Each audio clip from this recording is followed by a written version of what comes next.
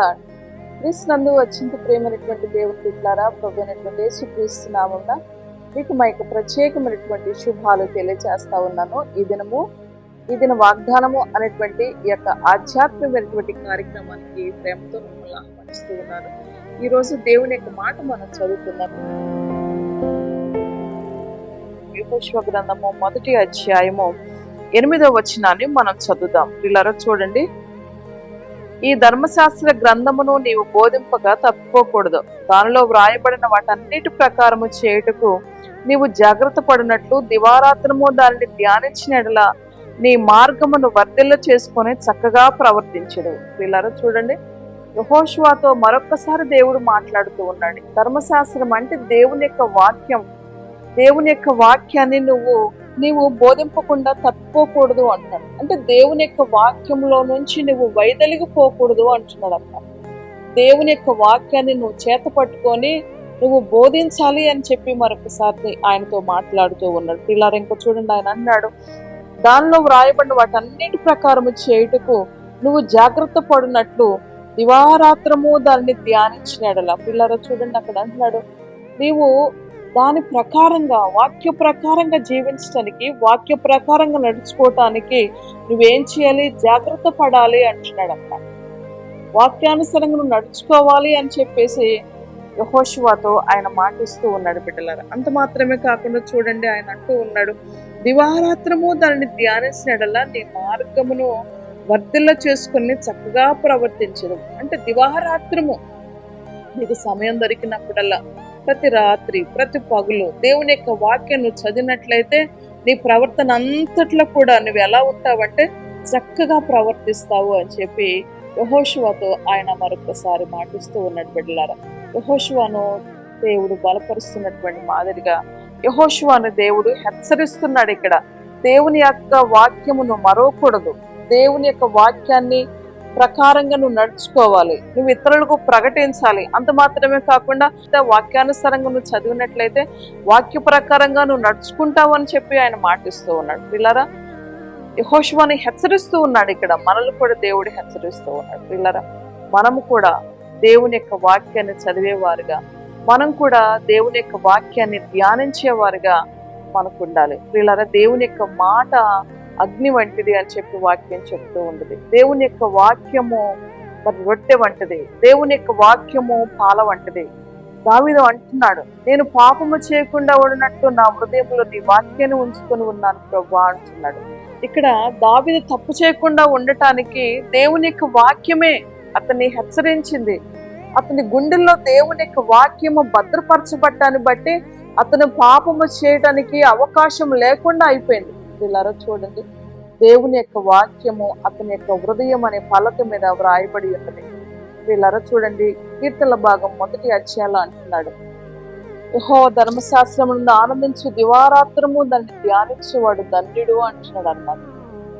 దేవుని యొక్క ధర్మశాస్త్రాన్ని ఎవరైతే చదువుతారో, దేవుని యొక్క వాక్యాన్ని ఎవరైతే చదువుతారో వారు దివారాత్రము దాన్ని ధ్యానించిన ఎడల వారు నీటి కాలువలో ఎవరు నాటబడింది ఆకు వాడక తన కాలం ముందు ఫలమిచ్చి చెట్టు వలె ఉంటారని వాక్యం చెప్తూ ఉంది బిడ్డల. దేవుని యొక్క వాక్యాన్ని ఎవరైతే చదువుతారో, వాక్యానుసారంగా ఎవరైతే నడుచుకుంటారో ఈ లోకంలోనే వారు అన్ని కాలాలల్లో కూడా, అంటే అన్ని సమయాలల్లో, ప్రతి పరిస్థితిలో, ప్రతి ఇరుకులో, ప్రతి ఇబ్బందిలో, ప్రతి శోధనలో, ప్రతి బలహీనతలో, ప్రతి సంతోషంలో, ప్రతి ఆపత్కాల పరిస్థితులలో, అన్ని విధమైనటువంటి పరిస్థితులలో వారు అన్నడూ కూడా దేవుళ్ళలో నుండి తొలగిపోరు అనమాట. దేవుళ్ళలో నుండి వారు వైదొలిగిపోరు అనమాట. ఎందుకు అంటే దేవుని యొక్క వాక్యము వారి హృదయంలో, వారి గుండెల్లో దాచబడి ఉంది. వారికి ఒక నిరీక్షణ, దేవుని యొక్క వాక్యం చదువుతూ ఉన్నప్పుడు వారికి ఒక నిరీక్షణ కలుగుతూ ఉంటుంది. దేవుని యొక్క వాక్యం చదువుతూ ఉన్నప్పుడు ఆ మాటలు వారి హృదయానికి ఎంతో ఆదరణ కలగ చేస్తూ ఉంటుంది. దేవుని యొక్క వాక్యము వారు చదువుతూ ఉన్నప్పుడు వారి మనసుకు ఎంతో నిబ్బరము కలుగుతూ ఉంటుంది బిడ్డలారు. అందుకే యెహోషువను దేవుడు హెచ్చరిస్తూ ఉన్నాడు.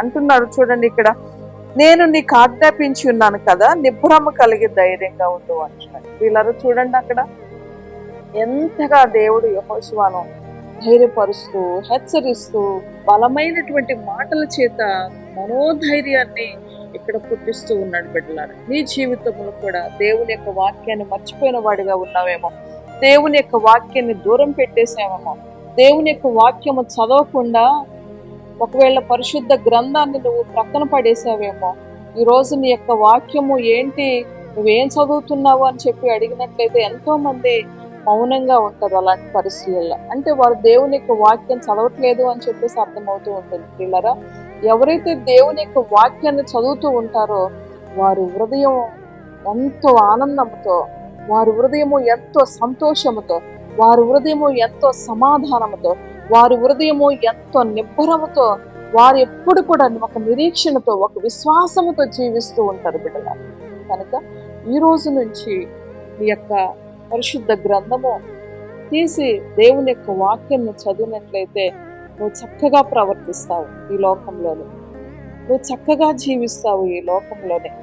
మనం ఎలా బ్రతకాలో, ఎలా ఉండాలో, ఏం చేయాలో ఆ వాక్యమే మనకు పాదాలకి దీపముగా ఉండి మనకు త్రోవకు వెలుగుగా ఉంటుందని చెప్పి వాక్యం చెప్తూ ఉన్నాడు బిడ్డలారా. కనుక మన పాదాలకు అది మనకి ఎలా ఉంటుందంటే ఒక వెలుగుగా ఉంటుంది, మన కుటుంబానికి ఒక వెలుగుగా ఉంటుంది దేవుని యొక్క వాక్యం పిల్లరా. కనుక ఈ రోజు నుంచి మీరు ఎక్కడున్నా సరే ఈ మాటలు ఎక్కడి నుండి వింటున్నారో ప్రతిరోజు దేవుని యొక్క వాక్యం చదవండి, దేవునితో మాట్లాడండి. ఆ మాట నీకు నెమ్మదిని కలగ చేస్తూ ఉంటుంది బిడ్డలారా. యెహోషువ అన్న దేవుడు కూడా అదే బలపరుస్తూ ఉన్నాడు. ధర్మశాస్త్రాన్ని నువ్వు చదవాలి, ధర్మశాస్త్రం ప్రకారంగా నువ్వు గైకొనాలి. ఆ ధర్మశాస్త్ర ప్రకారంగా నువ్వు చదివినట్లయితే ఆ ప్రకారంగా నువ్వు ప్రవర్తిస్తావు అని చెప్పి ఆయన మరొకసారి హెచ్చరిస్తూ ఉన్నాడు. పిల్లరా, ఈ మాటలు వింటున్నటువంటి వారందరితో కూడా ఆయన మాట్లాడుతూ ఉన్నాడు, దేవుని యొక్క వాక్యం చదవాలి అని చెప్పేసి. దేవుని యొక్క వాక్యం చదువుతూ ఉన్నట్లయితే ఆ వాక్యము నీతో మాట్లాడుతూ ఉంటుంది బిడ్డలారా. కనుక ఈ రోజు నుంచి దేవుని యొక్క వాక్యం చదువు, దేవుడు ఖచ్చితంగా నిన్ను ఆశీర్వదిస్తాడు. ఈ మాటలు దేవుడు దీవించిన దాక ఆమేన్. ప్రార్థన చేసుకున్నాం. ప్రేమ కనికరం కలిగిన మా తండ్రి, నమ్మకమైన దేవానికి వందనాలు చెల్లిస్తున్నాను. ఈ మాటలు విన్న బిడ్డలందరినీ దీవించండి ప్రభా. ఈ రోజు నుంచైనా ప్రతి ఒక్కరూ నీ పరిశుద్ధ గ్రంథం తీసుకొని నీ మాటలు చదివేవారుగా, నీ వాక్యాన్ని ధ్యానం చేసేవారుగా ప్రతి ఒక్కరిని మీరు లేవనెత్తి మనం వేడుకుంటున్నాను ప్రభా.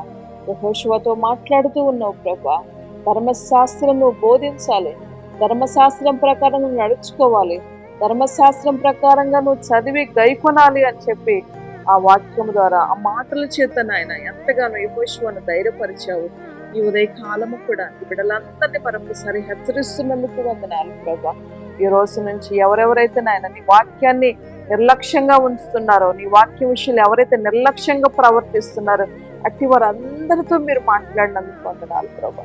ఈ రోజు నుంచైనా నీ మాటలు వారు వినటానికి, నీ మాటలు వారు చదవటానికి వారికి మంచి మనసును పుట్టించమని వేడుకుంటున్నాను ప్రభా. నీ వాక్యం చదివేవారుగా, నీ వాక్య ప్రకారంగా జీవించేవారుగా మా అందరికీ నీ కృప అనుగ్రహించమని, ఈ మాటలు విన్న బిడ్డలందరినీ దీవించి ఆశీర్వదించమని యేసు పరిశుద్ధ నామమును బట్టి ప్రార్థించి స్తుతించి అడిగి వేడుకుంటున్నాను తండ్రి.